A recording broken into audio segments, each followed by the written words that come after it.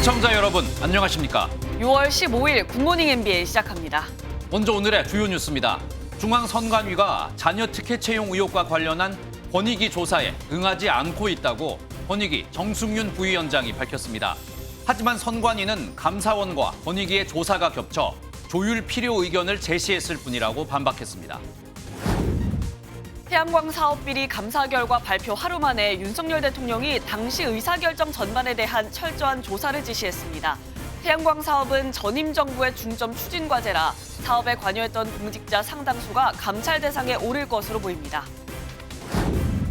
지난해 3월부터 15개월간 금리를 올렸던 미국 중앙은행인 연방준비제도가 기준금리를 동결했습니다. 다만 기준금리를 최소 2번 0.25%포인트 인상하는 베이비 스텝을 하겠다는 의지를 밝히며 추가 인상을 예고했습니다. 주식시장에서는 지난 4월 말 SG증권발 급락 사태와 유사하게 일부 종목들의 무더기 하한가 사태가 발생했습니다. 5개 종목이 비슷한 시각 순식간에 하한가로 떨어졌는데 시장에서는 또 다른 세력의 주가 조작 가능성을 의심하고 있습니다. 전국에 구름이 많고 서울과 경기 내륙 등 일부 지역에는 5에서 40mm의 소나기가 내리겠습니다. 소나기가 내리는 곳에서는 돌풍과 천둥 번개가 치는 곳도 있겠습니다. 선거관리위원회에 채용 비리 의혹을 두고 국가기관 사이 충돌이 계속되고 있습니다. 국민권익위원회는 어제 선관위가 현장 조사를 거부하고 있다고 밝혔는데요. 이 조사에 협조하겠다고 한 건 얄팍한 꼼수였냐고 강도 높게 비판했습니다. 반면 선관위는 조사에 협조하겠다는 입장은 변함이 없다고 반박했습니다. 첫 소식은 한성원 기자입니다. 선거관리위원회 채용비리 전담조사단 단장을 맡은 정승윤 권익위원회 부위원장이 예정에 없던 기자회견을 열었습니다. 권익위가 중앙선관위를 비롯해 17개 지역 선관위에 현장 조사를 나갔지만 선관위가 협조하지 않고 있다는 겁니다. 감사원의 감사를 이유로 태도가 돌변했다며 강한 어조로 선관위를 비판했습니다. 앞서 국민권익위원회의 조사에 협조하겠다고 한 것은 오로지 감사원의 감사를 회피하여 국민의 눈을 속이려는 얄팍한 꼼수였다는 것을 말합니까? 지난 1일 권익위는 특별조사단을 구성해 선관위 채용비리 의혹을 전수조사하겠다고 밝혔고 같은 날 중앙선관위는 선거관리위원 회의를 열어 권익위 조사에는 협조하겠다는 입장을 낸 바 있습니다. 권익위는 또 선관위가 감사원 감사가 헌법 정신에 맞는지 따져보겠다는 권한쟁의 심판도 멈추라고 요구했습니다. 권한정의를 영원히 포기하겠다고 선언하여야 합니다.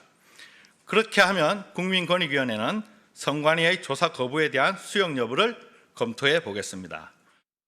선관위는 감사원의 감사와 겹치면서 일정 등 업무 조정이 필요해 의견을 제시했다며 권익위 조사에 협조하겠다는 입장에는 변함이 없다고 반박했습니다. MBN 뉴스 한성원입니다. 감사원 감사에서 태양광을 비롯한 신재생 에너지 사업의 비리 의혹이 드러나자 윤석열 대통령이 철저한 조사를 지시했습니다. 문재인 정부의 의사결정 라인 전반에 대한 조사를 주문했는데 당시 청와대 고위급에 대한 수사로 이어질 가능성도 있습니다. 이 내용은 원중희 기자입니다. 윤석열 대통령은 태양광 사업 비리의 감찰 대상으로 의사결정 라인을 콕 짚어 명시했습니다. 공직기강 비서관실에 당시 태양광 사업 의사결정 라인 전반에 대해 철저한 조사를 하라고 지시했습니다. 감사원 감사로 드러난 과장급 공무원들의 비리뿐 아니라 이를 가능하게 했던 업무 결제 라인 전반의 문제를 들여다보겠다는 취지입니다. 감찰이 전 정부 권력의 중심부로 향하는 것 아니냐는 전망도 나오는 가운데 대통령실 핵심 관계자는 전 정부 비위에 대한 징계 청구도 가능하며 의사결정 전반을 들여다볼 것이라고 밝혔습니다. 감사원의 신재생 에너지 사업 감사가 끝나지 않은 상황에서 윤 대통령이 별도 감찰 지시를 내린 건 이례적이라는 평가입니다. 대통령실 고위 관계자는 공직자의 공무를 이용한 패밀리 비즈니스는 윤 대통령이 엄단을 천명해온 사안이라며 배경을 전했습니다. 대통령실은 이번 감찰을 통해 다시는 공직사회에 이 같은 비리 카르텔이 발붙이지 못하도록 한다는 각오입니다. MBN 뉴스 원중입니다. 미국에서는 드디어 금리 인상이 멈췄습니다. 15개월 만에 금리 동결이었는데요. 하지만 미 연방준비제도는 금리 인상을 잠시 쉬어가는 것일 뿐 추가로 금리를 올리겠다는 뜻을 분명히 했습니다. 워싱턴에서 최중락 특파원입니다. 미 연방준비제도는 공개시장위원회 이후 기준금리를 5.25%로 유지한다고 발표했습니다. Today we decided to leave our policy interest rate unchanged and to continue to reduce our securities holdings. 15개월간 공격적으로 올렸던 기준금리 인상을 이번에는 건너뛰었습니다. 40년 내 최악의 인플레이션을 잡겠다는 목표로 4차례 연속 0.75%포인트 자이언트 스텝을 포함해 10회 연속 금리를 인상한 이후 조치입니다. 다만 현재 물가 상황과 2% 달성 목표를 고려해 추가로 금리를 인상할 뜻을 밝혔습니다. Nearly all committee participants view it as likely that some further rate increases will be appropriate this year to bring inflation down to 2%. 실제로 연준 위원들의 금리 인상 전망을 보여주는 지표인 점도표상의 올해 말 금리 예상치는 5.6%로 3월 전망치 5.1%보다 높아졌습니다. 연준은 올해 말 물가 상승률 전망치는 3.2%로 제시했고 성장률은 1.0%로 예상했습니다. 한국은행도 앞서 기준금리를 동결하면서 한미 간 금리 격차는 기존 1.75%포인트로 유지됐습니다. 뉴욕 증시는 연준의 금리 동결과 추가 금리 인상 예고로 혼조세를 보이며 다우지수가 0.68% 하락한 반면 나스닥 지수는 0.39% 상승 마감했습니다. 연준이 기준금리 동결 이후 내놓은 메시지는 금리 인하로의 전환이 아닌 올해 2차례 추가 금리 인상 가능성이 큰 것으로 풀이됩니다. 워싱턴에서 MBN 뉴스 최중락입니다. 어제 주식시장에서는 지난 4월 말 SG증권발 급락 사태와 유사하게 일부 종목들의 무더기 하한가 사태가 발생했습니다. 5개 종목이 비슷한 시각 순식간에 하한가로 떨어졌는데 시장에서는 또 다른 세력의 주가 조작 가능성을 의심하고 있습니다. 한국거래소는 이들 종목에 대해 오늘부터 해제 필요시까지 매매 거래를 정지하기로 하고 조회 공시를 요구했습니다. 최은미 기자입니다. 코스피 상장사인 박림과 동일산업, 만호제강, 대한방직, 그리고 코스닥 상장사인 동일금속의 주가가 일제히 가격 제한폭까지 떨어졌습니다. 이들 모두 오전장에서 약세를 보이다가 오전 11시 46분을 기점으로 폭락하기 시작했습니다. 이처럼 동시에 폭락한 원인은 확인되지 않은 가운데 일각에선 지난 4월 말 SG증권 사태처럼 특정 세력이 주도한 주가 조작 가능성이 제기되고 있습니다. 이들 종목은 2021년 1월 1일 종가와 비교하면 대부분 2~3배 올랐습니다. 가치 투자를 지향하는 한 네이버 주식 카페에서 추천한 종목들과 일치한다는 얘기도 나오고 있습니다. 주가 패턴만 보면 SG 사태와 유사하지만 매도 물량 창구가 주로 국내 증권사들이라는 점에서 차이가 있습니다. 금융위원회와 금감원, 한국거래소는 긴급 대책회의를 열고 사태 파악에 나섰습니다. 일단 5개 종목 모두 매매 거래를 정지했고 박림과 만호제강, 동일금속은 소수 계좌의 거래가 집중됐다는 이유로 투자 유의 종목으로도 지정했습니다. 하한가를 맞은 회사들은 경영 상황과 전혀 관계없는 주가 흐름이라는 입장입니다. 회사의 영업적인 부분이나 어떤 이슈가 있어서 그런 건 아니고요. 회사에 따른 문제는 없습니다. SG증권발 주가 조작의 후폭풍이 이어지면서 최근 대출을 받아 주식을 샀다가 이를 갚지 못해 증권사가 강제로 주식을 파는 반대 매매마저 역대 최대로 증가한 터라 증권업계는 이번 사태를 예의주시하고 있습니다. MBN 뉴스 최은미입니다. 대정부 질문 마지막 날 민주당은 후쿠시마 오염수 방류 문제를 거듭 지적했습니다. 또 차기 방통위원장 내정설이 나오고 있는 이동관 대통령실 대외협력특보와 관련된 질의에도 집중했는데요. 이 과정에서 한덕수 총리와 고민정 의원 사이 설전이 벌어지기도 했습니다. 이 내용은 유호정 기자입니다. 국회 대정부 질문 시작부터 민주당은 오염수 방류로 인한 피폭 가능성을 언급하며 정부의 대응을 주문했습니다. 방사성 세슘 등 다른 핵적이 있는 경우에 오염된 물고기를 장시간 섭취를 하면 암이 발생할 수 있다. 이런 얘기 들어보셨습니까? 한덕수 총리는 방사능 검사를 대폭 강화해 철저한 검증을 할 것이라며 문제가 있을 경우 단호한 대응을 약속했습니다. 과학적이 안 되면 대한민국부터 나서서 반대할 거고, 그리고 방류를 하지 못하도록 관련되는 모든 국제적인 재판소 같은 데다가 제소도 할 거고요. 차기 방통위원장 내정설이 나오는 이동관 대외협력특보의 언론 통제 의혹을 제기한 고민정 의원과 한덕수 총리 간의 설전도 벌어졌습니다. 고 의원이 이 특보가 청와대 홍보수석이던 2010년 작성된 국정원 문건이 있다며 블랙리스트 아니냐고 따져묻자 한 총리는 정보가 없다며 답을 하지 않았습니다. 지금 싸우자고 여기 나왔습니까? 총리는 이 자리에 왜 나왔습니까? 이런 류의 문건이 그러면 적당하다고 보시는 겁니까? 대단히 유감스럽고 대단히 비합리적이고 대단히 비상식적인 질문을 하고 계시는 겁니다. 야당은 정부가 노동개혁 추진 과정에서 노정 갈등을 키우고 있다고 우려했고 여당은 민생복지 정책을 보완해 줄 것을 주문했습니다. MBN 뉴스 유호정입니다. 검찰과 경찰이 압수한 마약을 몰수 마약이라고 부릅니다. 법원 판결이 날 때까진 일선 보건소에서 이 몰수 마약을 보관하는데요. 불법 유출을 막기 위해 철저하게 관리되는데 얼마 전 강원도의 한 보건소에서 수억 원대의 몰수 마약이 분실됐습니다. 2달이 넘은 지금까지 행방이 묘연하다는데요. 최돈희 기자가 단독 취재했습니다. 수사기관이 몰수한 마약의 보관 관리는 일선 보건소가 맡습니다. 이중에 잠금 장치가 된 금고 등에서 보관되다가 관련 사건이 종결되면 검찰이 폐기를 요청하고 이후 절차를 거쳐 폐기합니다. 그런데 강원도의 한 보건소에서 보관 중이던 마약이 분실되는 사고가 발생한 것으로 확인됐습니다. 해당 보건소는 지난 4월 검찰로부터 몰수 마약을 폐기하라는 요청을 받고 폐기 대상 마약을 점검하던 중 분실 사실을 확인한 것으로 드러났습니다. 없어진 마약은 필로폰과 대마 등 모두 5종. 잔량이 모자르거나 일부는 아예 없어진 상황입니다. 분실된 양만 500g 정도로 시가로는 10억 원에 달할 것으로 추정됩니다. 이번에 분실된 마약 모두 지난 2021년에 보건소로 인계된 것들로 알려졌습니다. 분실된 몰수 마약의 행방은 아직 오리무중입니다.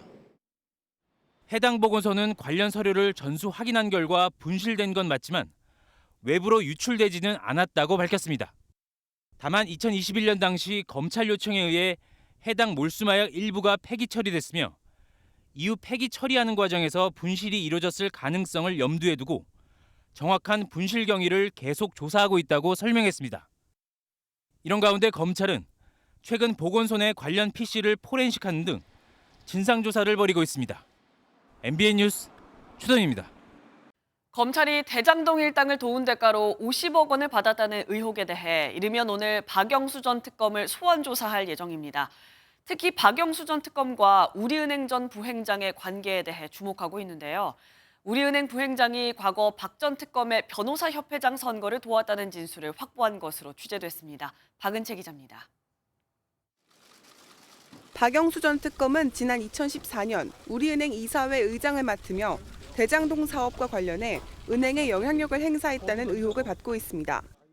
검찰은 박 전 특검이 성남의 뜰 컨소시엄에 들어가게 해주겠다며 대장동 일당에게 200억 원 상당의 땅과 건물을 약속받은 걸로 의심하고 있습니다.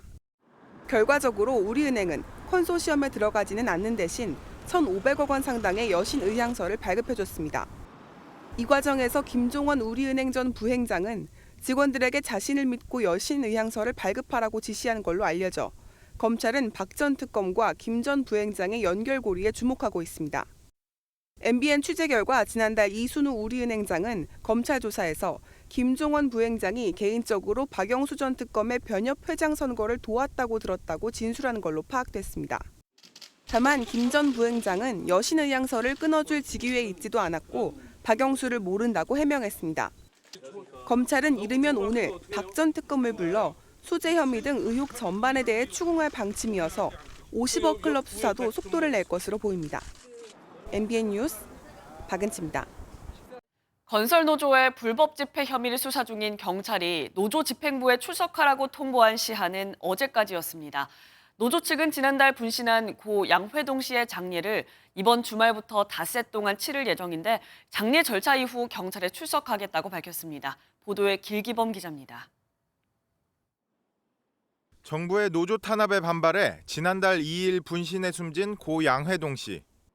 건설노조 측은 정부의 탄압과 경찰의 과잉 수사가 양 씨를 죽음으로 내몰았다며 정부의 사과와 함께 장례 절차를 미뤄왔습니다. 그런데 노조 측은 정부의 사과는 없었지만 사회적 명예회복이 이뤄졌다며 모레부터 5일간 노동시민사회장으로 장례를 치르겠다고 발표했습니다. 또 장례 절차가 끝나면 경찰 조사도 받겠다고 밝혔습니다. 장례 일정이 마치면 언제든지 출석할 것입니다. 지난 집회들을 모조리 불법으로 몰아세우는 공권력의 부당함에는 당당하고 강력한 의의를 제기할 것입니다.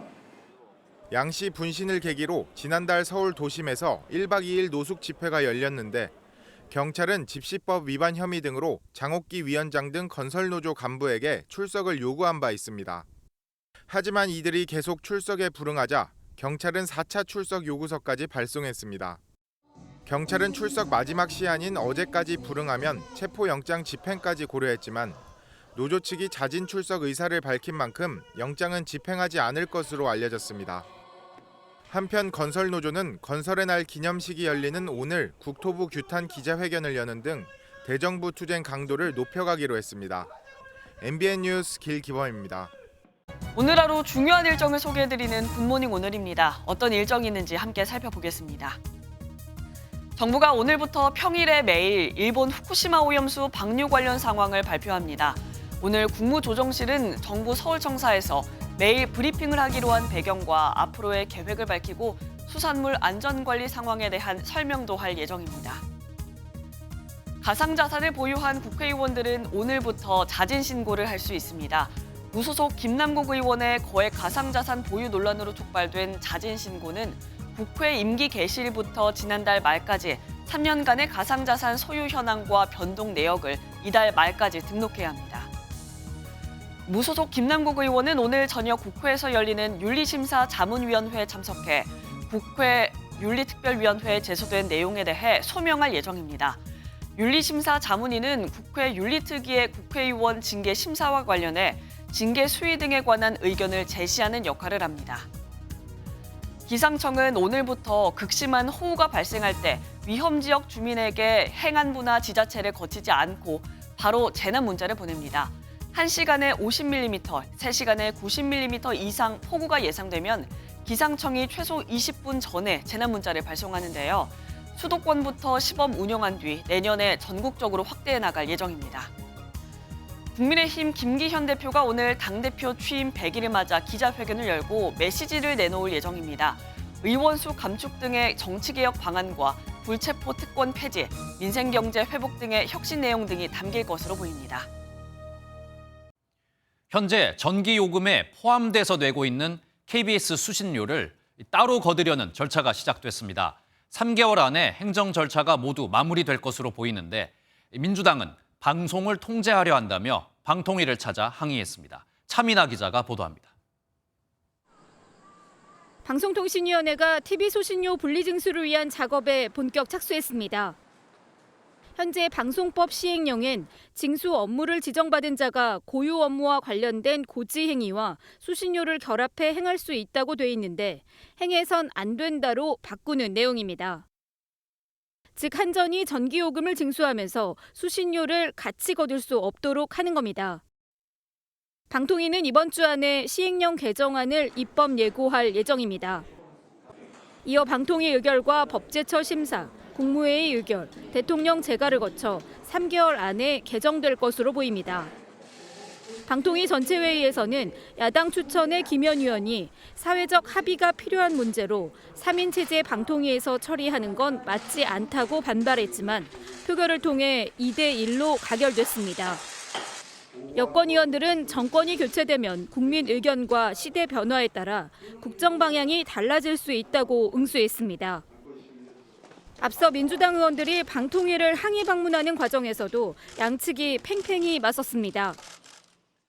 방송을 장악하고 통제하기 위한 방송장악위원회 혹은 통제위원회가 돼서는 좀 곤란하지 않겠습니까? 저희들이 해야 될 행정 행위는 차질 없이 해야 되고 그런 행정 행위를 하는 문제에 대해서는 그건 국민들이 저희들한테 부여한 책임이라 할까요? KBS는 정부가 수신료 분리징수 작업을 시작한 것에 유감을 표하고 법리적 문제 등을 검토하고 대응하겠다고 밝혔습니다. MBN 뉴스 차민아입니다. 남북 화해의 상징이었던 남북 공동연락사무소가 잿더미로 변한 지 3년이 됐습니다. 당시 북한은 탈북민 단체 대북전단 살포를 비난하며 공무를 폭파했는데요. 우리 정부가 북한에 손해배상을 청구했습니다. 북한을 상대로 한 첫 번째 소송입니다. 김태희 기자가 보도합니다. 검은 연기와 함께 여러 동의 건물이 순식간에 사라집니다. 3년 전 북한이 2018년 4.27 판문점 선언에 따라 설치된 남북 공동연락사무소를 폭파한 겁니다. 민법상 손해배상 청구권 만료일인 오는 16일을 앞두고 정부가 북한 정부를 상대로 소송에 나섰습니다. 원고는 대한민국 정부, 피고는 조선민주주의 인민공화국입니다. 북한 땅에 지었지만 건물을 세우고 운영하는데 우리 세금으로 400억 원이 넘는 비용이 들었기 때문입니다. 산정된 피해액은 남북 공동연락사무소와 종합지원센터 건물을 합쳐 모두 447억 원. 명백히 불법 행위이고 판문점 선언 등 남북 간 합의를 위반한 것이며 통일부는 북한의 잘못된 행태를 원칙에 따라 단호하게 대응해 상호 존중과 신뢰에 기반한 남북 관계를 정립하고자 하는 노력의 일환이라고 설명했습니다. 다만 실효성이 없다는 지적이 나옵니다. 적정한 판결도 나오기 힘들고 판결이 나온다 하더라도 실제적인 집행을 담보할 수 없는 한계가 있기 때문에 통일부는 법무부 등 유관부서와 협의해 강제 집행 방안을 마련해 나가겠다고 밝혔습니다. MBN 뉴스 김태희입니다. 지난주 서울 동덕여대에서 재학생이 언덕길을 내려오던 쓰레기 수거 차량에 치여 숨지는 사고가 있었습니다. 학생들은 총장 사퇴를 요구하며 밤새 총장실을 점거하고 무기한 농성에 들어갔습니다. 이혁재 기자가 취재했습니다. 총장실이 위치한 동덕여대 본관. 학교를 비판하는 문구가 곳곳에 붙어 있고 복도에는 밤을 새운 학생들이 앉아 있습니다. 사고 직후부터 학교 측에 공청회 개최와 총장 사퇴를 요구했지만 받아들여지지 않자 항의 시위에 나선 겁니다. 총장이 총장실로 오지 않으면서 학생들과의 면담은 이루어지지 않았습니다.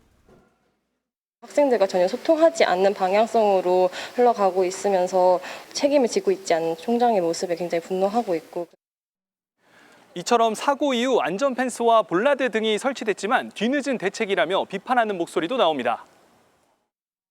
차량이 이동할 때 좀 위험하다고 항상 느꼈던 것 같아요. 이렇게 하루아침에 이전할 수 있고 다 저희의 요구를 들어줄 수 있었는데 그동안 왜... 학교 측은 사고 장소에 쓰레기 적재함은 옮겼지만 사고 전부터 학생들이 요구해온 경비초소 설치 등은 이루어지지 않았습니다. 총학생회와 총장과의 면담이 예정돼 있지만 총학생회 측은 총장이 지난 12일 피해 학생을 추모하는 집회도 막으려 했다고 주장하면서 총장이 이번 사고에 책임지고 사퇴할 때까지 농성을 계속 이어갈 방침입니다. MBN 뉴스 이혁재입니다. 유명 무료 캠핑장에서 텐트 20여 개가 찢어지는 일이 일어났습니다.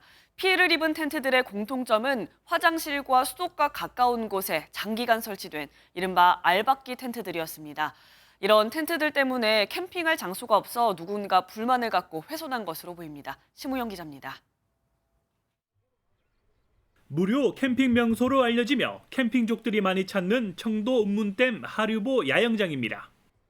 폭이 300m를 넘고 길이 1km 이상으로 텐트 600동이 동시에 설치될 수 있는 공간입니다. 평일인데도 캠핑장 곳곳에 크고 작은 텐트들이 자리를 잡았습니다. 그런데 한 텐트를 봤더니 한쪽 면이 찢어져 내부가 훤히 드러났습니다. 또 다른 대형 텐트는 찢어진 부분에 청테이프가 붙어 있습니다. 지난 2일 새벽 누군가 날카로운 도구로 훼손한 건데 피해를 본 텐트가 22개나 됩니다. 대부분 공용 화장실이나 수도가에서 가까운 이른바 알박기 텐트들인데 공통점은 장기간 설치돼 있었다는 겁니다. 자리 좋은 데는 4개월 5개씩 쳐놔보니까 우리 하루세 이틀을 저희 왔다 가는 사람들은 칠 자리가 없어요. 보기도 흉하고. 수개월에 걸친 장기 설치를 막으려면 4박 5일 또는 일주일 이상이 되면 텐트를 일단 철거하고 같은 장소에 치지 못하게 하는 규정이 필요하다는 지적이 나옵니다. 이를 어기면 지자체가 강제 철거를 할 수 있는 조례를 만들어야 하는데 관련 조항이 없는 곳이 많습니다. 철거 캠페인을 통해서 이야기를 드려도 큰 개선이 이루어지고 있지 않았었습니다. 이 텐트를 갖다가 강제로 철거하는 집행권이 없기 때문에 이 때문에 알박기 텐트에 불만을 품은 캠핑족이 범행한 것으로 추정됩니다. 저희도 지금 용의자 추적 중에 있습니다. 칼 종류의 날카로운 물건으로 찢은 것으로 재물 손괴만 되지요. 경찰은 캠핑장 인근 CCTV를 분석하는 한편 목격자들을 상대로 수사를 벌이고 있습니다. MBN 뉴스 심호영입니다.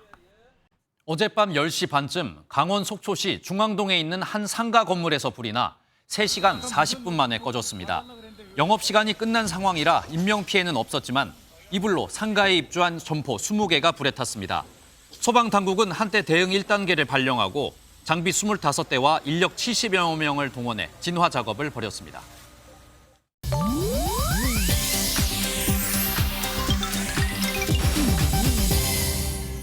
인터넷에서 화제가 되고 있는 소식들을 모아 전해드리는 인터넷 와글와글입니다. 배우 송중기 씨가 아빠가 됐습니다. 송중기 씨는 어제 팬카페에 갓 태어난 아이가 손가락을 꽉 쥐고 있는 흑백 사진과 함께 아내의 고향인 로마에서 마침내 아기하고 만났다. 건강한 아들이라며 등남 소식을 직접 알렸는데요. 평생 행복한 가정을 만드는 것이 가장 큰 꿈이었던 저희 부부에게 찾아온 가장 소중한 선물이라는 말도 덧붙였습니다. 지난 1월 송중기 씨는 팬카페를 통해 영국 출신 배우 케이티 루이즈 손더스의 결혼과 임신 사실을 깜짝 발표했는데요. 영화 화란으로 지난달 프랑스 칸 국제영화제에 함께 참석하기도 했습니다. 어엿한 아빠가 된 송중기 씨, 본업인 배우로서도 멋진 작품으로 팬들과 만나길 기대하겠습니다. 블라디미르 푸틴 러시아 대통령이 직접 의자를 들어 나르는 장면이 포착됐습니다. 크렘린궁과 외신에 따르면 현지 시간 12일 푸틴 대통령은 러시아 수도 모스크바의 한 병원에서 우크라이나 전쟁에서 부상을 입고 치료 중인 장병들의 훈장을 일일이 달아줬는데요. 수여식이 끝나자 푸틴 대통령은 갑자기 방향을 돌려 걸어가더니 묵직한 의자 하나를 번쩍 들고 부상병들 앞쪽에 자리에 앉습니다.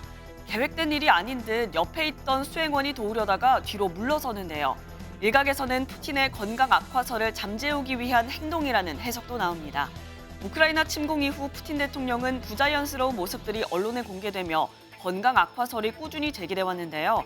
하지만 크렘린궁은 관련 의혹들을 모두 부인하고 있습니다.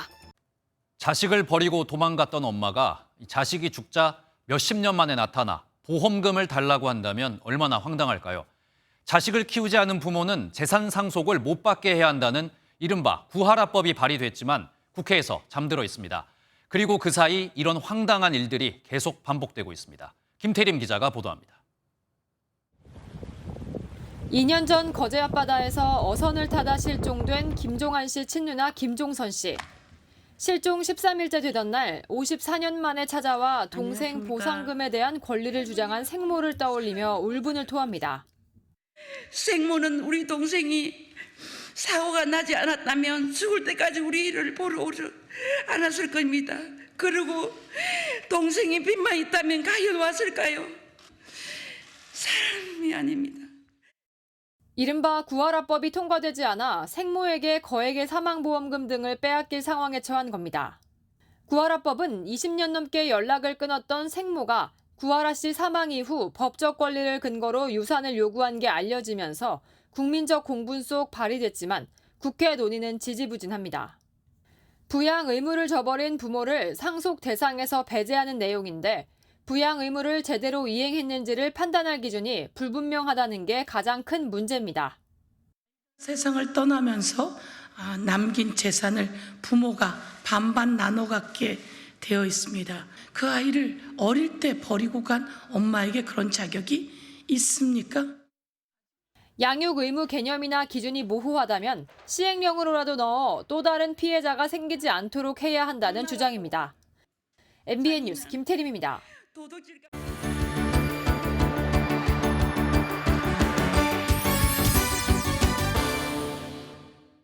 굿모닝 월드입니다.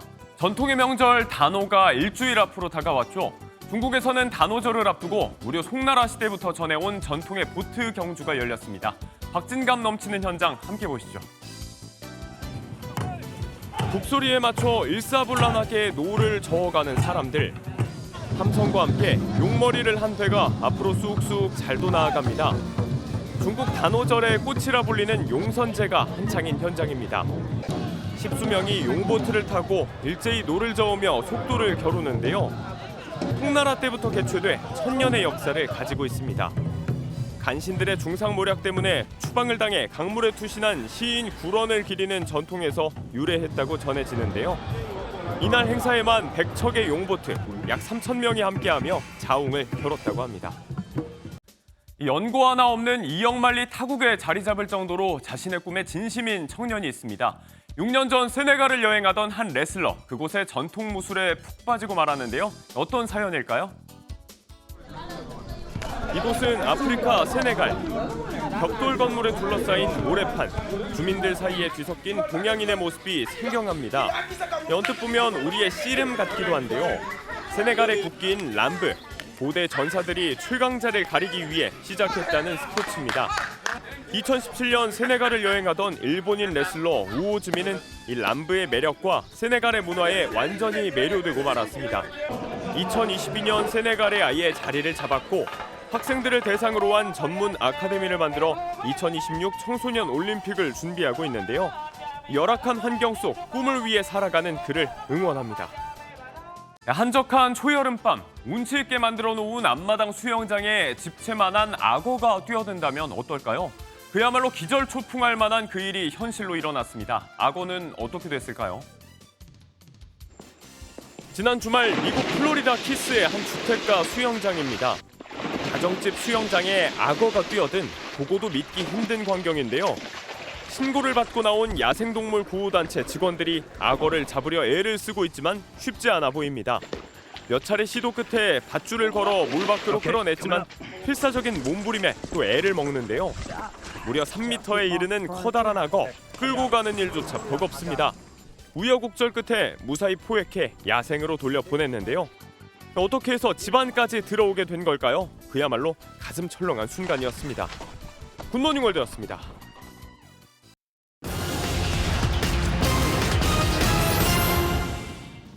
윤석열 정부의 주요 국정 과제 중 하나인 청년 도약 계좌의 금리가 연 6.0%로 최종 확정됐습니다. 5년 동안 매달 70만 원씩 넣으면 정부 지원금을 포함해 5천만 원 상당의 목돈 형성이 가능해졌습니다. 신청은 오늘부터 시작되는데 연소득 7,500만 원 이하, 가구소득 중위 180% 이하 만 19세에서 34세 청년이 대상입니다. 올해 3, 4분기 전기 요금이 동결될 것으로 보입니다. 강경성 산업부 2차관은 어제 현재 3, 4분기 전기 요금 인상이 쉽지 않다고 말했습니다. 국제 에너지 가격 하향세와 국민들의 부담을 이유로 꼽았는데요. 전기 요금이 동결된다면 윤석열 정부 출범 이후 첫 번째 동결입니다. 지난달 취업자 수가 1년 전보다 35만 명 넘게 늘었습니다. 지난달 취업자 수는 2,883만 명으로 전년 동기 대비 35만 명 이상 늘어 두 달 연속으로 35만 명대 증가세를 기록했습니다.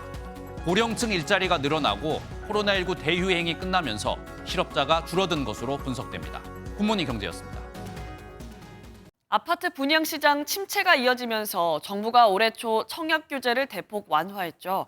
그 효과로 수도권에서는 수만 명이 몰리고 64대 1의 경쟁률을 보이는 곳도 등장했지만 지방에서는 미달이 속출하는 등 쏠림 현상이 심해지고 있습니다. 이교욱 기자입니다.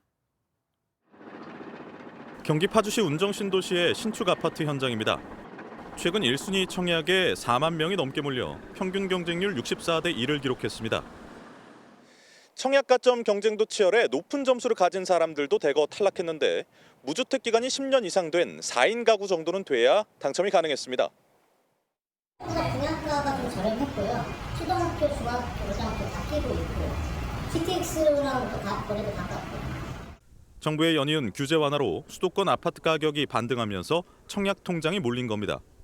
특히 지난달 서울 청약 경쟁률은 82.2대 1로 올 들어 가장 높았고 분양 전망 지수도 13개월 만에 긍정으로 돌아섰습니다. 하지만 지방은 분위기가 사뭇 다릅니다. 경남 밀양의 한 아파트 분양에는 단 한 명도 청약을 넣지 않았고 지방 대장격인 부산에서도 미달이 속출하고 있습니다. 1순위, 2순위 다 그 미달이 됐으니까 미분양 여기는 날 거라고 다 생각을 했던 곳입니다.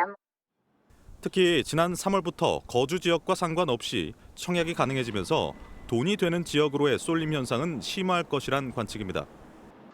이런 가운데 시장이 위축된 지방을 중심으로 건설사들이 분양을 미루면서 지난달 건설업 취업자는 2019년 11월 이후 가장 큰 폭으로 감소했습니다. MBN 뉴스 이기옥입니다. 그리스 남부 해안에서 수백 명의 난민을 태운 배가 전복되는 안타까운 사고가 발생했습니다. 현재까지 확인된 사망자만 79명에 달하는데 실종자는 더 많은 것으로 추정돼 피해 규모가 늘어날 것으로 보입니다. 서영수 기자입니다. 대형 선박에서 담요로 몸을 감싼 난민들이 차례로 내립니다. 구급 요원들은 부상자들을 들것에 실어 옮깁니다. 현지 시간 14일 그리스 남부 해안에서 발생한 난민 선박 난파 사고의 생존자들의 모습입니다. 난민들을 태운 어선은 리비아 동부 지역에서 출발해 이탈리아로 향하던 중 강풍을 만나 전복된 것으로 추정되고 있습니다. Είναι μια τραγική κατάσταση, μια δύσκολη κατάσταση με πολύ μεγάλο αριθμό ναυαγών, έναν αριθμό που νομίζω δεν έχουμε αντιμετωπίσει.